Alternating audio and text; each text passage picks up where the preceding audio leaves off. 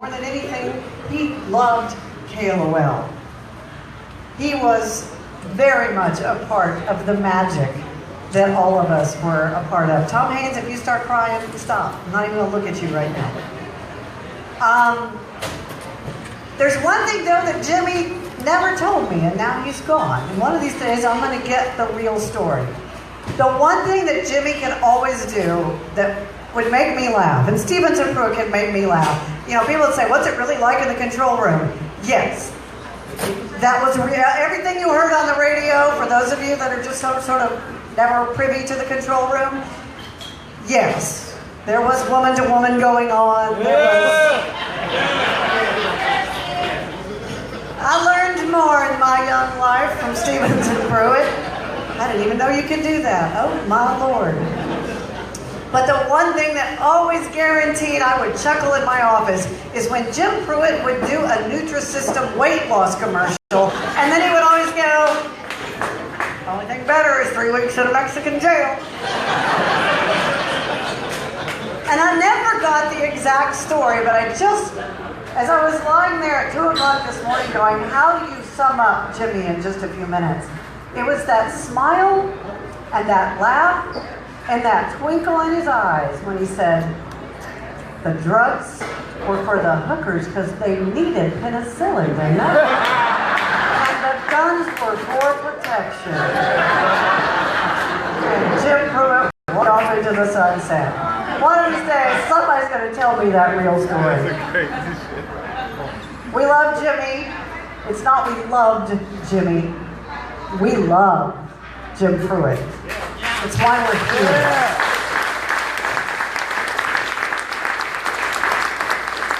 I know we have cousins that came in. That's very, very special. The family members that came. We have members of our family that have come from, Barton came from Washington, D.C. I'll wait till you put more food in your mouth and then I'll ask you another question. I haven't seen Ted Edwards. I think he was trying to make it. Again, 13 program directors is like, whatever, just next. So Jim said, Jim goes, you know what, just keep bringing the program directors. We'll be here when you got here, we'll be here when you're gone. Joy, we love you. We love you. Thank you so much for not only putting up with Jim Pruitt, but for sharing. And the boys, I know your dad was with us a lot. Thank you so much for sharing one of the most special people on the planet Earth. Thank you. Yeah. And I'm going to turn over the mic to Jimmy's partner in crime from way back when. Fant, why don't you come up here?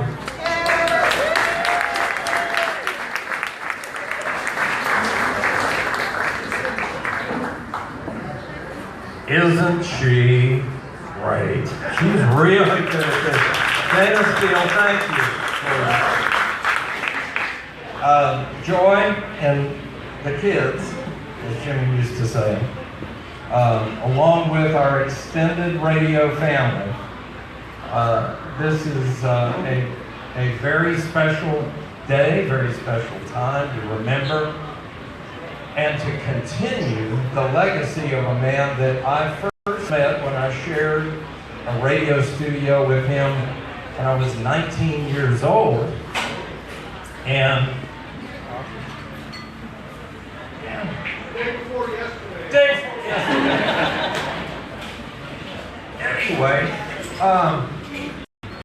Jimmy Pruitt knew that the creative mind needs to be taken out and played with it. So, am I wrong? All right, so Jimmy, get it out and play. Jimmy played with it all the time. He played with it a lot in front of everybody. And did we love it? Yes. All right. And Jimmy would call and go, Patrick, let's run some lines. And Jimmy, you're the master. I'll have some fun while you have some fun. You go, Pat, let me ask you a question. Does this look infected to you? That was just a line. That's just a line, right? Yeah. So one day, I took a lot of hell for bringing Stevens and Pruett to KLOL, okay? So, April 1st, April Fool's Day, 1983, first day on the air. Wow, that was fun. So, the hell started coming, and I'm going, hey, you know, it's going to be fun. No, it's stupid. That's great. The stupider, the better. The stupider, the better. So one morning I went to Dallas. Jim and Mark were doing the show on the Eagle. I was, what did he say I was? I was his cousin. I was his cousin from Houston. So I'm running KLOL. Dayna's doing morning. I'm going, Dayna, it's okay. You're going to do midday. There's these guys that are going to come in. So I sat in the control room in Dallas while they were doing the morning show at the Eagle. And I said, okay, you're hired. We're going to do this. And we're bringing the entire show. Brian, the boner, Martha, Martinez, that is the heart and soul of the whole thing. Then traffic master Lanny Griffith from the rec room. Can you imagine? No, wait. Can you imagine being Jim Pruitt's sons? Now that's a good time in life. You guys have the dream job. You know that, right? Sam, Zach, and Eric were Jimmy's sons. Joy, yes. We all wonder, how in God's name, really, did it all work? But it did. 51 years of marriage. A man that was so devoted. Got it. So Joy loved Galveston. And Jimmy loved Galveston because Joy loved Galveston. So I was in Galveston when I got the call from Sam on the 2nd of September when God's hands took Jim. But I'll tell you, this is, it's going to be good. It's going to be real good. I didn't mean to do this. We made a tape of some of Jim's favorite music. And we're going to probably play that this afternoon. Why don't you? I love you. Thank you.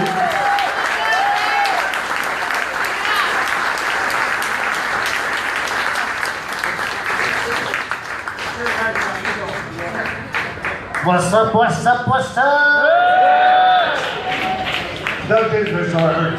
Dave did this already, but he's going to make me do it again. Any groove dogs in the house? Oh, Jim Pruitt. God. I was in Dallas at the Eagle working overnights. And he and Mark were new to the station. And I conned my way into the radio station. It's all I ever thought about doing. And here.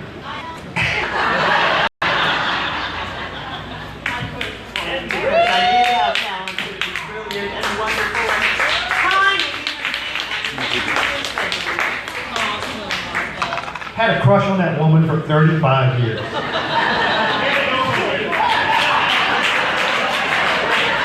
Who's next? Well, my point to bring that up is, and thank you by the way for pushing for me, there are, I can think of 4 or 5 personalities in Houston on the air today that came through our control room as people that had a dream and they wanted to watch us work.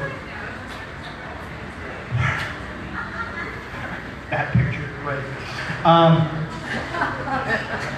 So they took them under their wing and they treated them like they treated us, man. You dropped the ball and they were all over you like you were a rump roast in the Amazon. But I shared this on Facebook and it really is a testament to Jim Pruitt. They'd rake you over the coals. And then Jimmy would come over during the commercial break and he'd put that arm around him and had that smile you see in all these wonderful pictures. And he'd go, ah! Ah! where that went wrong, and this is why. If you'd have said this or that, we could have gotten to the punchline out of the fun. Yes, sir. Yes, sir. Okay. Fuck it up again. And he did that with everyone. He had the biggest personality in the world, only dwarfed by his heart. He loved the three boys. The old line was always, I have 3 sons, but I love 2 of them. Gotta keep them guessing. Gotta keep them guessing. And Joy, he loved you the most. Absolutely loved you the most. He even away from you, he couldn't stop talking about you. So, you guys are family to me. Hell, I was 22 when I came into the fold. You guys are family. And I love him. Thank you. I love you.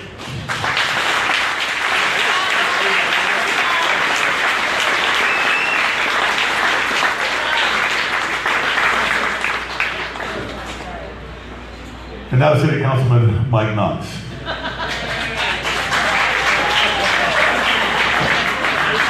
What a crowd, what a crowd. Listen, my name is Mike Knox. I'm an at-large city council member. Y'all know what that means, right? It means, of course, that I haven't been caught yet. I'm still running loose. So, why am I here? Well, first of all, I made the mistake recently of hiring Lanny. And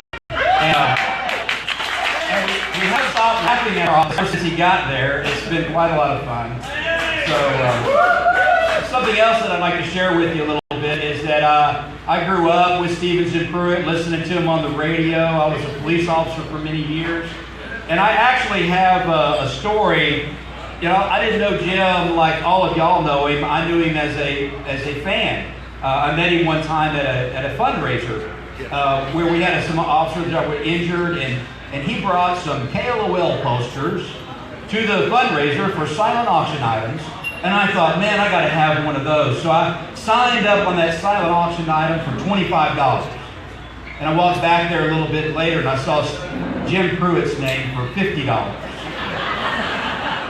said, all right, I can play this game. So I went back for $75 and he went for $100. I went for $125. He went for $150. And I said, you know what? I'm a policeman. That's more money than I can afford. I'm not doing that. So I stopped. Well, as it turns out, I won the poster because Jim had walked by before the close and wrote my name down for $500.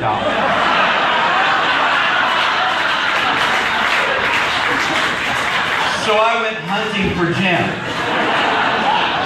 I found him headed for his car in the parking lot, and I hollered at him, Jim Pruitt!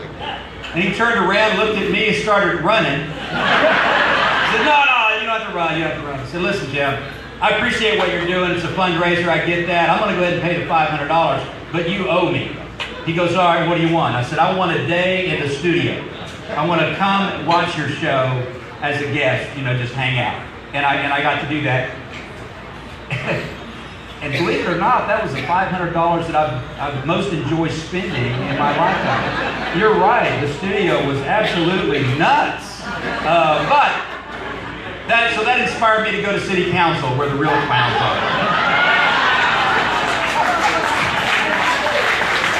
Anyway, I've got a little, I'm not allowed to do proclamations because I'm not the mayor, so it's just a certificate of appreciation in memoriam. I'd like to read this to all of you. Jim Pruitt, as a partner in the Stevens radio program on KLOL, became a Houston icon and was beloved by Houstonians everywhere. His commitment to our city was evident in the creation of the Stevens and Pruitt Foundation for Children and Animals. By the way, y'all need to support this next run coming up, right? After his retirement, his energy, enthusiasm, sense of humor, and commitment to the Second Amendment of the United States Constitution, Bill of Rights, continued to remain a part of the Houston landscape when he opened Jim Pruitt's Guns and Ammo. He will be missed.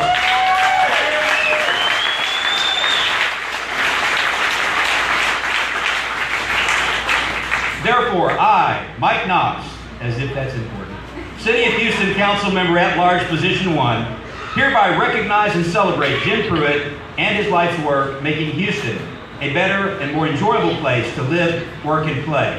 Thank y'all for allowing me to be here today. God bless you. Pruett family.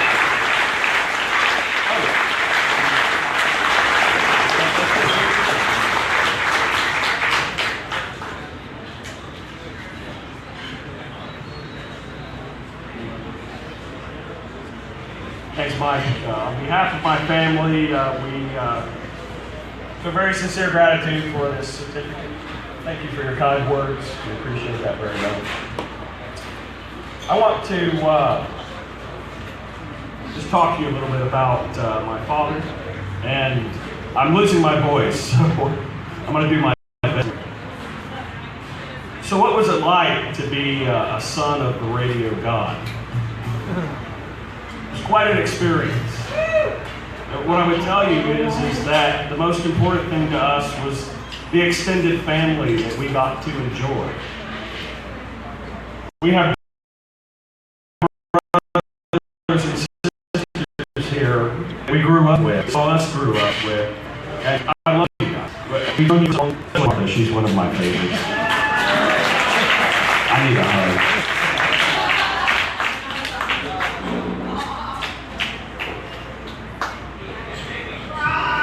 I'd recommend, if you haven't had a hug today, that you get one from Martin. You know, my dad worked really hard. He was, as he liked to say, a regional celebrity, a comedic genius. But he always came home to us. As soon as the hours where he was being paid that blistering talent fee that he always spoke of, he always came home to us. What I would like to do is just read to you a few words that I read yesterday.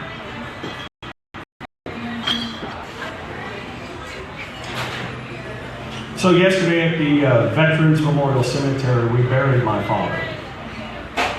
It was quite a moving ceremony. He was a very proud veteran, and they did an incredible ceremony. A 3-gun salute, taps, the honor guard, and we were very impressed with that. So please support your veterans.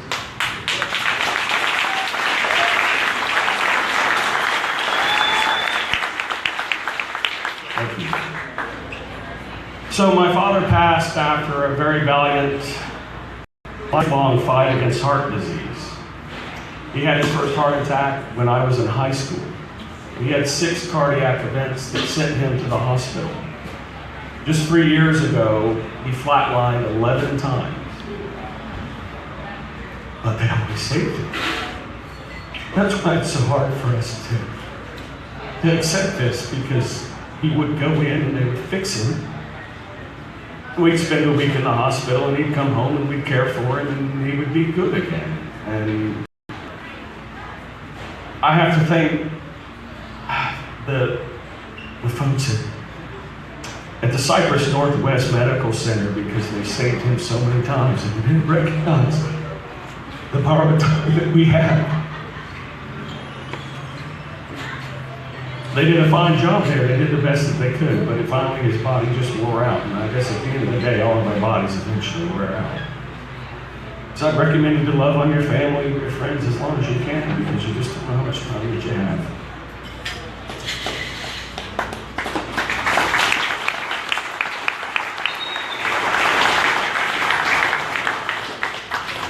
So my dad, he lived an amazing life. One that I don't think any of us will ever get to match, and if it did, it'd probably scare the hell out of me. He was a husband to my mother for 51 years. They've been together since she was 17 years old. She loved him dearly. And as we know, it wasn't very easy being the wife of a radio god, and everybody comments to me, what a sweet lady. Stop crying, Mom, you're not going to let me get through this. There's a tough lady under there, a real tough lady, and that's the only way she could put up with it. But like I said, my dad always came home to us.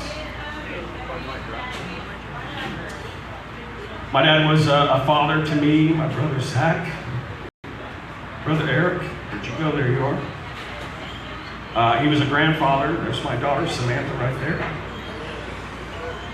My daughter Samantha picked up a lot of my dad's creative genius. She spent the summer interning for Fant.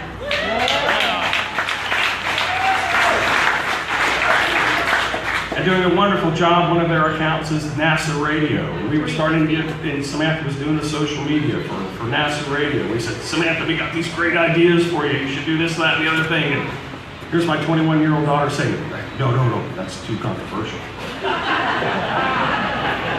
NASA does not stand for controversy. We'll fire us immediately. Having my 21-year-old daughter talk to me about controversy was, well, it was enlightening. My father's a coach. He was a philanthropist. He, of course, did the Steele Pruett Ranch. I'll talk more about that in a minute. He was a painter. If you've seen some of the paintings, well, okay, he was a painter. He was a sculptor, and you don't want to see that either. He was a gun store owner, and he was an alleged gun runner.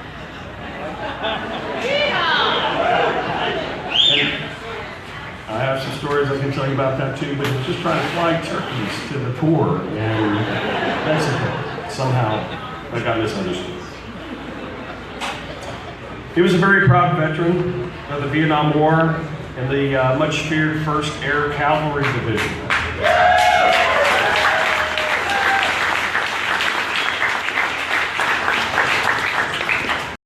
And that was from 66 to 67, just before I was born. He was an aviator and a flight instructor. If you had known about the flight crash, you may not have employed him for your flight instruction. He raced cars. He raced motorcycles. Mom wasn't terribly happy about that. Weren't happy about the airplanes either. You may remember him as the Snake Priest. He was also an ordained minister. He married several people out of the Stevens and Pruett Chapel. He also married some dogs. That actually, I think that was a Fant promotion.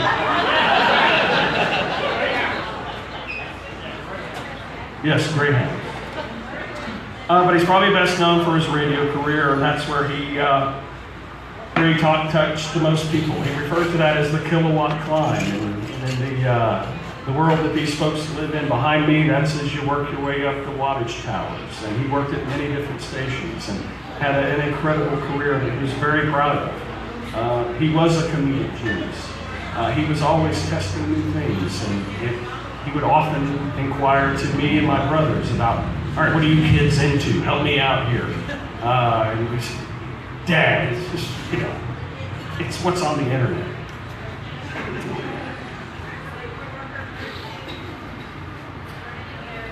I wish I had the time to tell a lot of the stories that of mentorship that have been shared with me.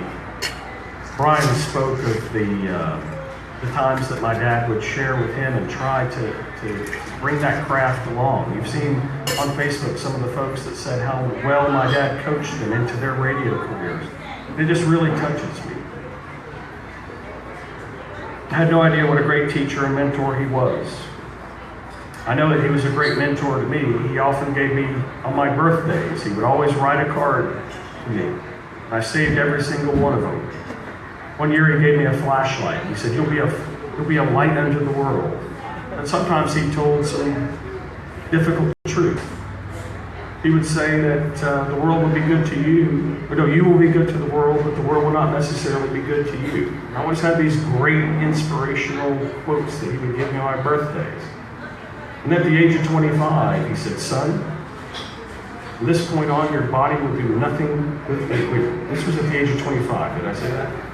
He said, son, from this point on, your body will do nothing but deteriorate.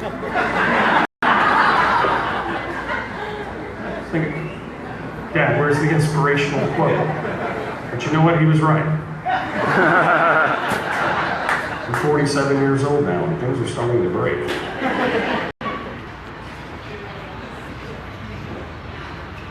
He was a strong and proud man, and he was never egotistical, but he was always proud.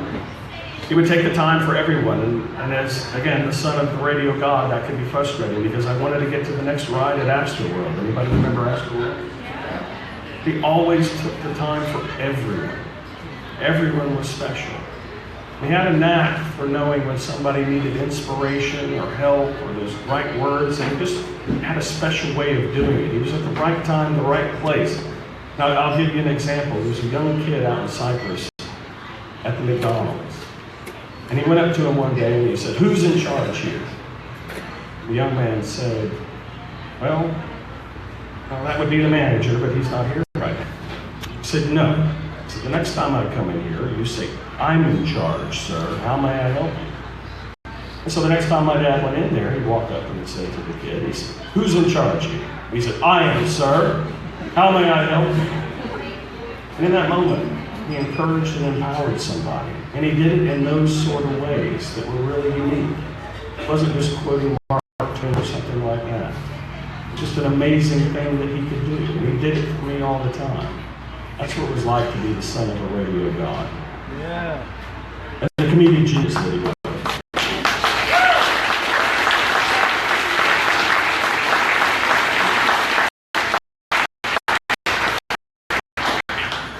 I should also tell you that who he was came from his upbringing. And never about this. He was on his own. He began his radio career at 15. He had a very tough life. Everything that he achieved it on his own. Nothing was given to him. But he never complained, never bitched about that.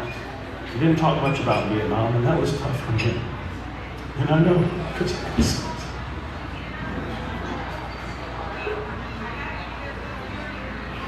But it defined who he was. The compassion that he has, that he shared with everyone, his dedication to the ranch, and that ranch is all about giving opportunities to people like himself, the older kids that don't get chances.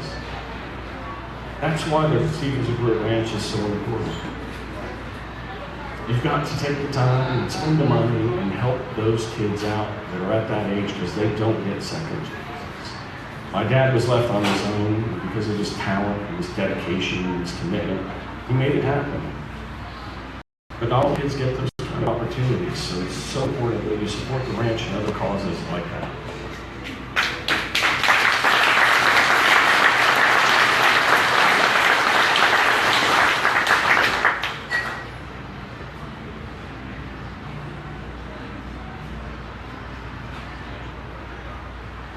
It was great being the son of a radio god. It was great being the son of Jim Pruitt. Everything I am today is because of him. My success I owe to him. It lives on. It lives on in my daughter, who picked up more of his creative genius than mine. And I love my daughter very much. I love my family very much. My brothers, mother. And for all of you in my extended family, I'm so happy to see this outpouring of support and love. And I will tell you now that Mike, thank you.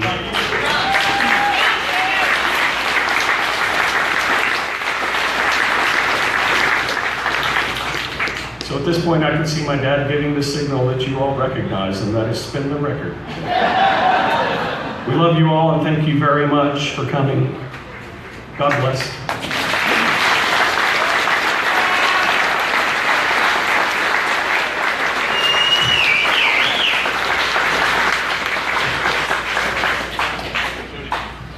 I want to thank Sam and Zach and Eric and Joy for sharing Jim with all of us. As been said by many people up on the stage, Jim was my friend.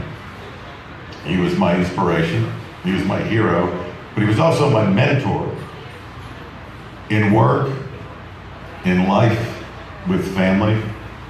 Jim would always take my call, no matter whether it was a question about the radio station, my kids, some business dealing. And he'd always stop and go, "Hold on.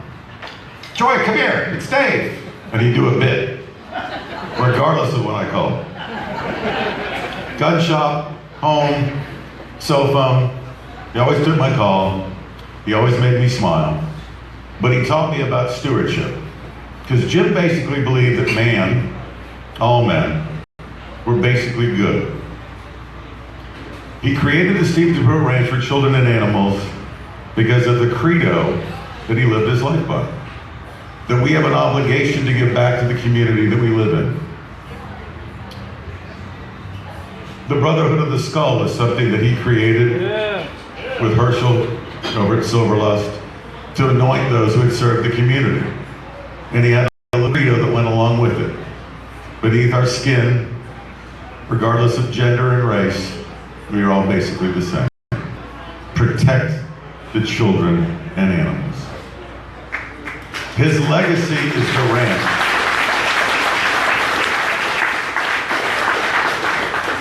And if we can continue that, his family's stepping up, and I see a lot of board members and volunteers that have helped out over the years. We will continue his legacy that has been going on for almost 40 years now, rescuing animals and using at-risk youth to nurse them back to health. And if you have a chance ever to go down to the ranch and see these kids, who many have had a hard life, rehabilitating animals, and in that creating their own self-worth, it is a beautiful thing. It is a chance for all of us to be a part of it. And it's a blessing that he started it and is sharing that with us. When I started working at KLOL, I grew up here. I grew up listening to KLOL. And when I started in radio, I left the market. And I went to ABC in Dallas and San Antonio.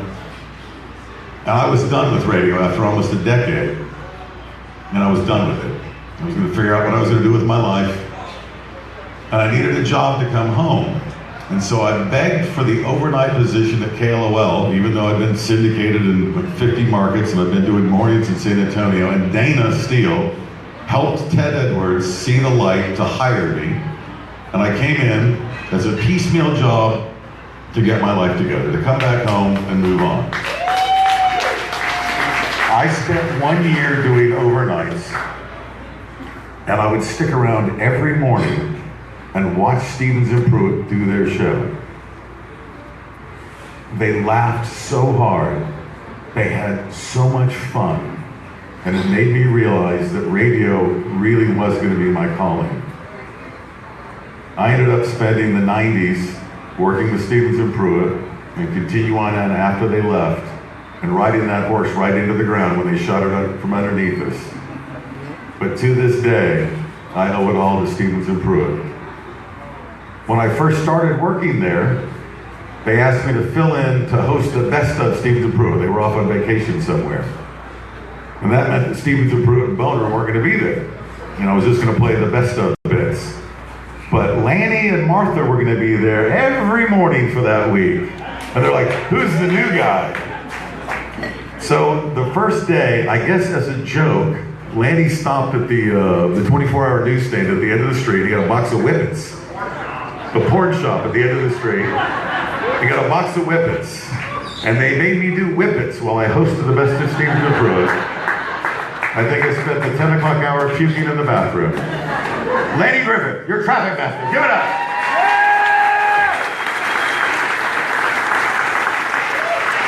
Thanks, everyone. Without Jim Pruitt, I would never have met, and I actually met this person.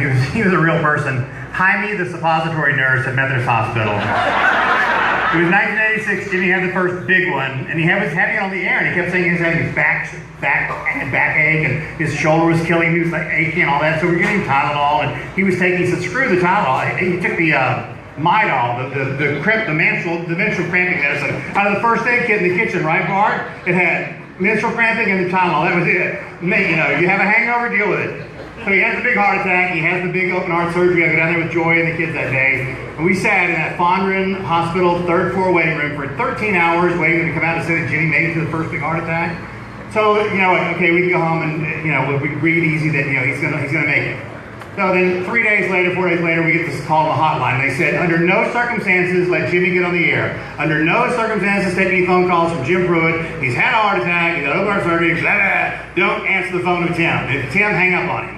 So he called. He said, no. I got a great bit. I have just been given a suppository by a little man, snappy boots on. His name is Jaime, and I gotta talk about it. I said, how can you hang up on a call when you have a man just had another man's fingers and ass named Jaime? Wow, Jimmy said that Jaime was very dedicated and a professional man about Operation Prep Shaving and Suppositories. He was the man to get in there and get her done and clean me out and get you ready to go. I said, good God, where are we going with this? And I did not know. Where's Karen Christie? Karen Christie knows this. I did not know what a glycerin suppository was. Okay, I think we all know what a glycerin suppository, like nitroglycerin. Jimmy said, I call it my blasting cap. And he said, dude, I never experimented and celebrated New Year's Eve like every 30 minutes with another one and another, just like geyser coming out. So I'm like, you know, we thought, okay, he's on drugs, he's high, let it go, he's having a good time with Jaime, the suppository nurse. So then I go down there about the 5th day and he brings Martha and Brian like, to see us, know that he's going to be all right. And he says, come here. I want you to pull my finger. I want you to pull my finger. I said, oh, wait a minute. I wasn't born yesterday. I know that. No. It's a cardiac therapy, massage therapy, and my hands are cold. Feel how cold my hands are. And he had those little clip on his fingers where it showed the blue oxygen. And I realized, yeah, okay, your hands are cold. The circulation hasn't come back to your heart. So I'm holding and saying, no. You need to pull the finger. Work that finger, the third finger, and the middle finger. Get that finger right there. And I'm rubbing this. And so I said, no, just pull it. And I pull it. He goes, you're not pulling it hard enough. So I pull it and I put my hand on his shoulder, pull it out like that, and he blew out enough air to pull a small trailer to Ames and back to the Mentor. He shit all over the hospital floor. And I just stood there going, wow. So,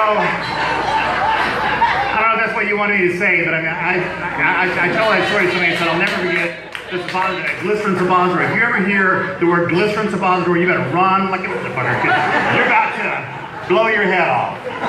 We were just talking, when Jimmy died a few weeks ago, we all went up to Joy's house to see the kids, me and Pat and Dr. Betty Halpern, and Betty sends her love, but she said, please don't show me anything that looks like it might be swollen, because I can't see anymore and I don't want to hear about it. She was the good doctor there on the talk show.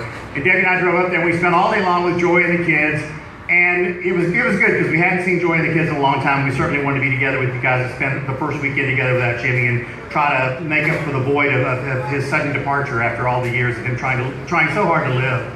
And as we drove back, to Houston, Pat's in the front seat, and I'm in the front seat, Betty and Debbie in the back seat, and Jimmy and Pat goes, I don't know. I said, what the hell ever happened with that airplane crash in Mexico? And Pat goes, I don't know if he was bringing drugs in or guns. And I said, that's crazy. 40 years later, we still don't know what was going on in the airplane for Mexico, but also who could not be here besides Jaime, the suppository nurse, is Elma Barrera of Channel 13 Eyewitness News, who famously went to Mexico and got Jimmy out of the jail. And Jimmy tells the story of the jail in Mexico is like a large cheap motel room, and Humpy, the roommate, had the bed over Jimmy's, the twin bed, and Humpy's girlfriend always came in the afternoon, and Humpy and the girl would get in the bed over Jim, and they would do the wild thing. So Jimmy would sit there, lay down in the bed and watch the mattress go back and forth over his head, because Humpy was humping. So these stories like this, they ask what was it like working with Jim Pruitt. It's like being in a room with you guys. We all have good one-liners, dirty jokes, and funny things that happened to us on the way to the radio station. It was just like that. It was heaven on earth. And yesterday at the cemetery, it was very, very sad. And I put this on our Facebook comment page with Eric. I said we got there in high spirits. We went in with high spirits. We suddenly got there under the canopy, and they brought Jimmy's ashes out, and just all the smiles went away. And it's like, oh, this is really, really sad. And I'm thinking, this is terribly sad. I'm thinking, this is sad because we've never been anywhere without Jim Pruitt before with us. And he wasn't with us, and this was his funeral. And it's so screwed up. You don't want to bury your friends. But as we sat there, the three-gun volley went off, and they played taps, which is just, the bottom of your heart is so broken when that happens. And we're sitting there, we're looking at the little altar there with Jimmy's sand there with the American flag on it. I can hear Jimmy go, what the fuck are you looking at? I'm not there anymore. That's sand. You know what the earth was 20 million years ago? It's in the sand. What's the earth going to be 20 more years ago? It's sand again. I can hear the whole sand kinesis bit in my head. You moving sand from one spot to another. Get over yourself. So we took a frown, turned it upside down to a smile, and had a wonderful afternoon saying goodbye to Jim Pruitt. God bless all of you. We loved all of you. We love you all.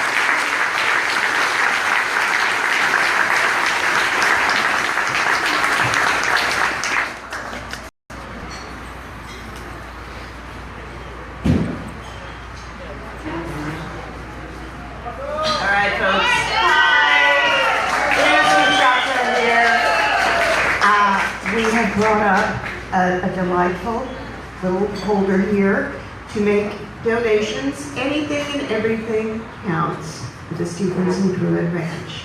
Our first donation here is from Lucille. Where are you? Where'd you go? Stand up, please. There you are, right in the spotlight. Boy, does she know how to make a donation or what? For $100.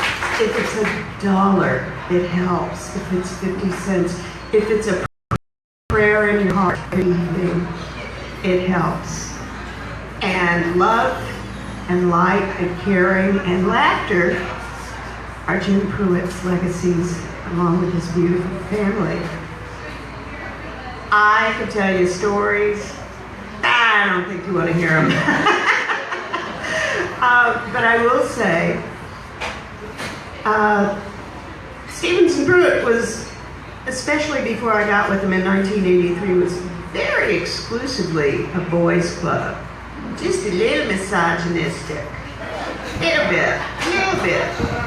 And I managed to, through the good graces of Randy Brown, who was our program director at KEGL in Dallas, Fort Worth, squeak in there. Bless her heart, the news lady before me was beautiful, had a voice you could fall asleep to. She was lovely.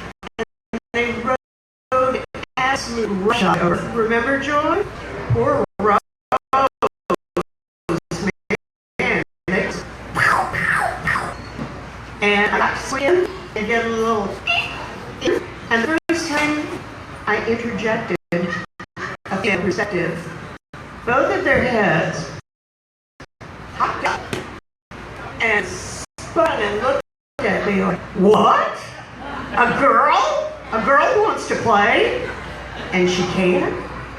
And they let me play. And we played. And we had a wonderful time. Laurie could not be here today. She's here in spirit. She and I claim to be the only two gals let into the club.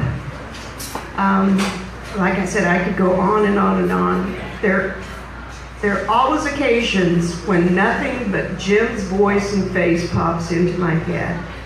One is when I hurt myself, and I think of him going, ow, ow, scruffy, mine hair. Do you all remember that? That was one of his favorites. And also, first time I got a really good zinger into him on the air, and he looked at me through sideways glance, that devilish little sideways glance of his, and he said, "They're so cute when they're young."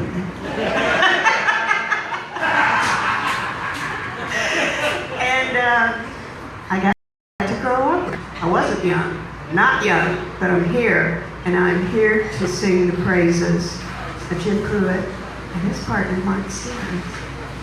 Wonderful, wonderful. Despite whatever went out on the air, I must say they were two of the finest human beings I've ever met in my life. And it was an honor to work with them. And thank you all so much for coming out and caring.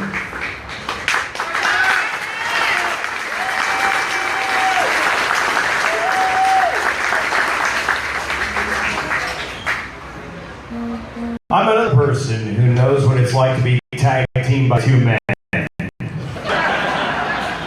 Stevens and Pruett. I remember laying in my bed at my apartment at Bayou Park Village when I first came to Houston and listening to the radio and going, these two fucking guys hate me. The shit they would say. And then I realized, oh, and then I understood the show.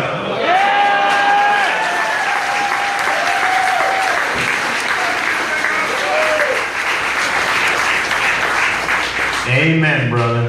And I just want to say that I stand in the shadows of the talent that surrounds this stage, this KLOL family.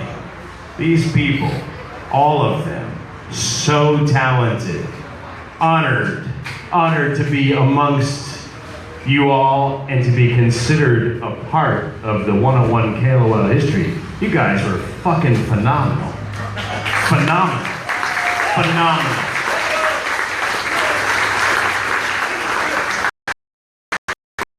And Levine was the Jew that brought me to town. I can say it. There's Jew in my blood. He brought me to town. We were rolling down I-5, and he tuned in the Stevens and Pruitt show, and it was the sex survey hour. That was my indoctrination. I had never heard anything like it in my life. It was the best radio I'd ever heard. I was like, this is cool. And rock and roll was happening, and Pat had that station firing on all cylinders. It was amazing. It was great. Jim Pruitt. I can say a lot of things about Jim Pruitt, and I want to play something for you. You have to listen carefully. I knew Jim on the air.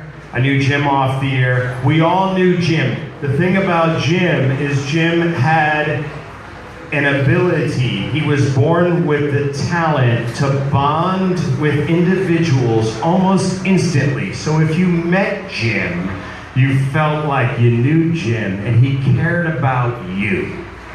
He knew you. These are the kind of things I would hear from Jim. I have the world's finger bit for you to use. Okay, I got tough. Hold on. It's right here. Hold on. Hold on. Nice. Hey, T-Man. T-Man. Over. This is T-Man. Hey, sound right? Loving it. We're on a physical today. And it's 5 Let's get it done. And let me see, what else did I do? Well, I'll have to tell you over the phone. Those were the kind of messages I would get from Jim. And I'd say, I want to call him back and see what he has to say. And I know I'm going to talk to Joy as well, because we'd be talking about things, and then he'd put Joy on. Well, here, hold on a minute. Here, talk to Joy. And talk to Joy for a while. I want you to remember that he referred to me as G-Man. That's kind of an important piece to this little puzzle. Jim also gave me advice. He gave me words of wisdom constantly. Things like, when I would say to Jim, I don't know, man, I don't know where I'm going, I don't know what I'm doing, radio, I got fired, this sucks. He'd go, well, first of all, GregO, you can only be as successful as you're capable of being.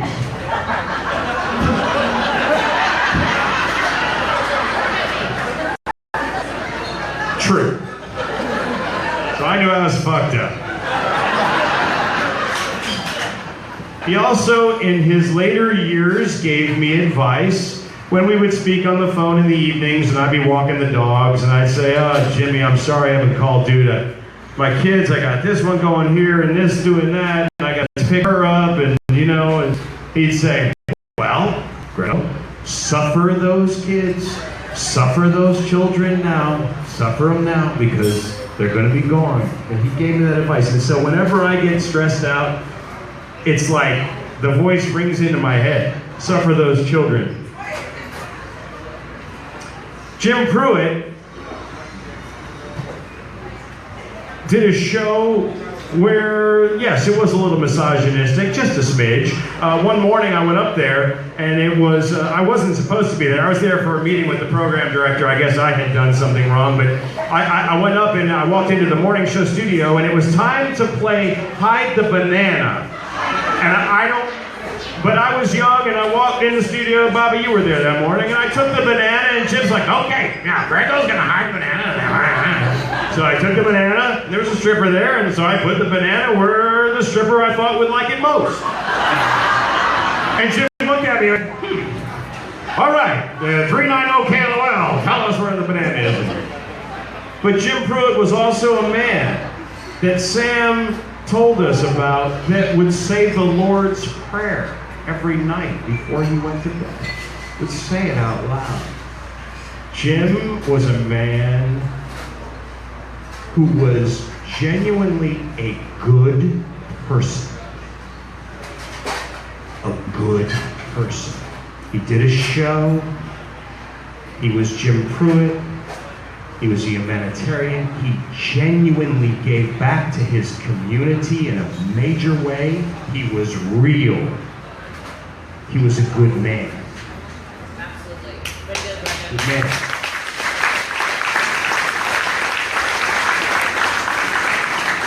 In the later years, Jim and I had a lot of conversations. We talked about children, we talked about wives, we talked about God, we talked about Jesus, we talked about God, we talked about the plane crash, we talked about Jim rising from the plane crash, and he knew that there was a heaven. He knew it, but he said, GregO, he goes, when I looked up, I was rising from the crash. He goes, I saw my children playing in the front yard. He goes, and I saw them.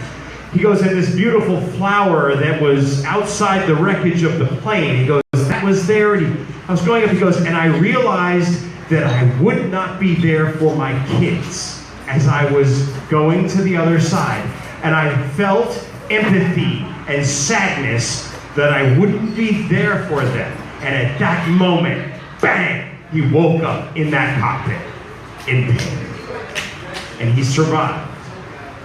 Now, yesterday, went to the Veterans Memorial Cemetery.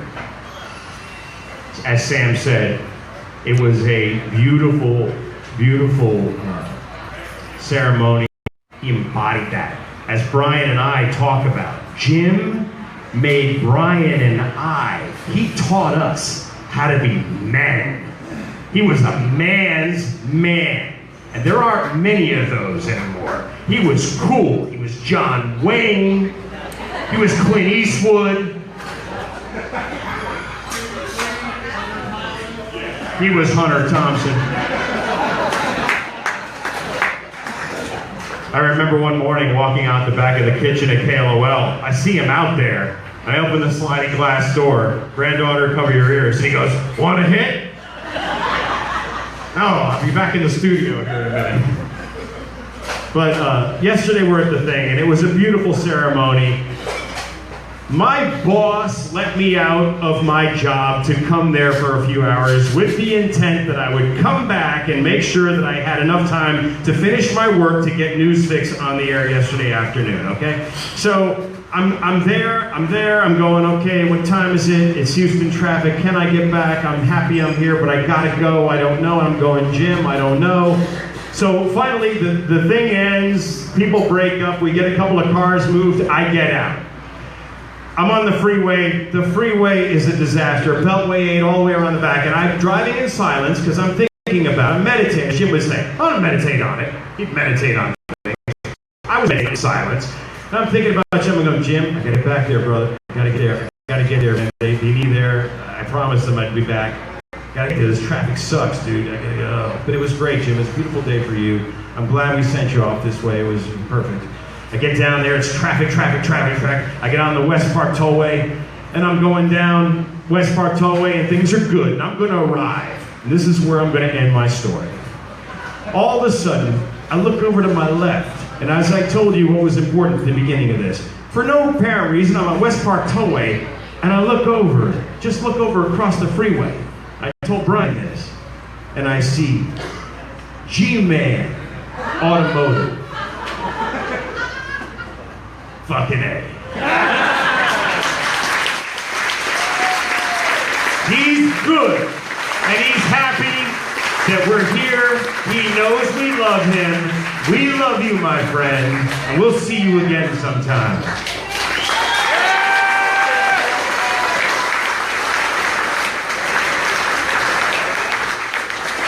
Well, you moved your chair over here. You want me to just hand you the mic? All right. Ladies and gentlemen, Texas Radio Hall of Fame broadcaster, Colonel.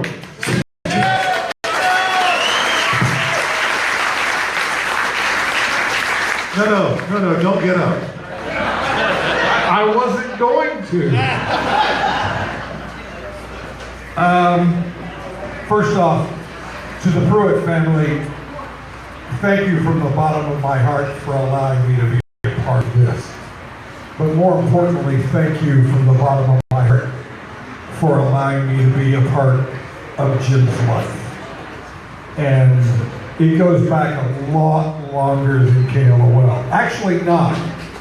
because the first time I talked to Jim on the telephone, he was the program director of KLOL, and he named himself Tony Raven.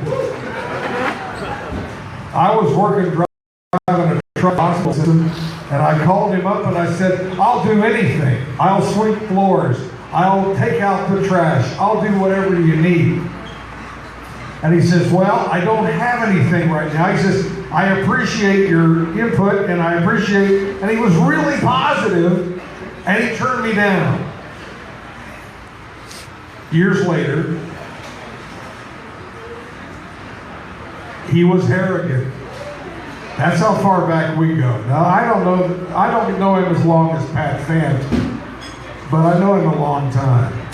And he was arrogant, and I was working with him at KILT. I walked in the studio one morning. I worked the 10 p.m. to 2 a.m. show, and I got off, and sometimes I'd hang around.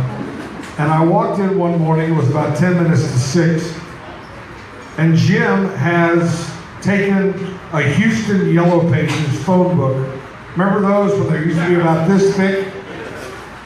And we used to get our news over the AP wire machine, and the news would be printed out on paper that came in rolls that were about this thick. Well, he had a newsprint roll on the floor in the corner, and then he had the phone book. And I said, what are you doing? He said, well, I want to see if this will shoot all the way through the phone book. He pulls out a .45 caliber pistol. Now we're in the studio of KILT, and it's on the air. So he fires the pistol, it goes all the way through the phone book into the roll of newsprint paper, and he's just thrilled about this. He thinks this is the greatest thing in the world. So I said, well, how about my gun? I'm carrying a .357 Magnum. He says, well, let's try it too. So he pulls out my .357 Magnum, and he fires it in the studios of KILT. Now remember, KILT back in those days was a really powerful radio station. We had a lot of listeners. Robert B. McIntyre was the newsman. He gets on the squawk box and calls in and goes, you guys better cool it. He says, we just got a report of the police scanner of shots fired in the 500 block 11. And they're sitting in it. Well, Jim didn't care. He was going to be on the radio for the next 4 hours. He knew that the cops weren't going to sit and wait for him for 4 hours. So we sent the overnight guy out into the parking lot. His name was Little Richard, and he was black. It's very important that you remember this was 1979, and we're sending a young black kid out into the parking lot to meet Houston cops after shots had been fired. I think that was Steven's idea, actually, to tell you the truth. So Richard comes back in. He says, yep, there's cops outside, and they're not happy. So I said, what am I got to go home. I said, I've been here since 10 o'clock last night. He says, well, just go. He says, I said, I'm carrying a pistol that's been fired. He goes, it's all right. And it was. I walked right out, and everything was fine. I don't have the relationship with Jim that a lot of these people have through KLOL. We only worked together there for a little bit. But most importantly here lately, again, I called the store, and I was asking him a question about a pistol. And he says, you'll never guess what I'm into right now. I said, well, what? He says, well, there's a guy up here in Cyprus that has a low-power radio station, and I'm going to do the morning show. And he was so thrilled about this opportunity. And I said, well, if you're going to do the morning show, I'm going to do the afternoon show. And he said, all right, well, I'll get you in touch with the guy. So we met at the Mexican restaurant. There's a picture of us on Facebook with Eric and Jim and me and Rick. And that's how Cypress Radio got started. And he was always thrilled about that little bitty, teeny tiny radio station. And he would call me at home in the mornings. Well, I was sound asleep. He's on the air and he's like, Colonel St. James, you're on the radio here in Cypress. and he put me on the radio, asking me just ridiculous questions about whatever, and he was expecting me out of a sound sleep to have a conversation with him. But that's just the way he was.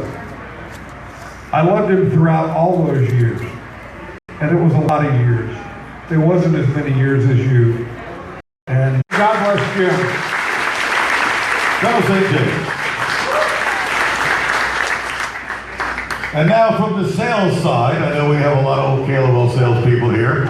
Only one of them gets to talk. We picked Tom because he was closest to the stage.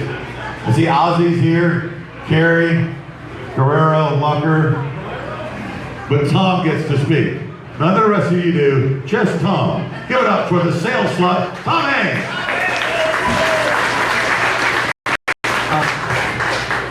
I'm going to tell 3 quick stories here. This was Jim was a phenomenal man. There's no doubt in my mind he's in heaven with Jesus. I know him very well. He's an amazing guy. But the story I want to tell is when I came back to KLOL in 1991, I got to sit in on Uncle Waldo. And I was starstruck by this. I'm a radio veteran. I was starstruck by how good they were. I've never seen anything like it. It was like being in a Hollywood studio. And to see how they did this and to see Jim's talent, and I'm going to tell you this, been around radio people my entire life, I was starstruck and in awe of how talented he was. I was like, these guys are major league talent. And the second story I want to tell is after his second heart attack, I came up with this idea that we're going to do the resurrection of Jim Pruitt at Peter's Wildlife. And so I call him on the phone. I say, hey, dude, I got this idea, man. We're going to bring you out in a coffin, and then you're going to rise up from the coffin. And he's like, I'm all in. I love that stuff. I'm all in, man. And so from a sales perspective, there is nobody ever better to work with. I mean, you would come up with these crazy wild ideas, and he'd be like, I'm in. I love that thing, man. Like he'd come out of the studio. Like one time I'm just walking around. The salespeople kind of hung around up in the hallway, usually to see what was going on in the studio. And so all of a sudden he would pop out, and Pat Fant had a light that would flip on out. Remember he had that siren light. Pat would flip that light on, and Jim would come up at 10 o'clock. He'd go, man, just like the old days. Look at that, the light is on. I mean, he was just way out there. But in a great way. This is a genius person. He was a genius at communicating with people one-on-one. A genius. I mean, to know him and to listen to him there is one thing, but even people, that's the amazing thing about this. People that never knew him. He communicated with people over the air in magic. This was a gift beyond belief that he had. So the final story I'll tell is we went to London. We did Stevens and Live with Sticky Fingers, Brian. It was a trip beyond belief. Jim is sitting in the lobby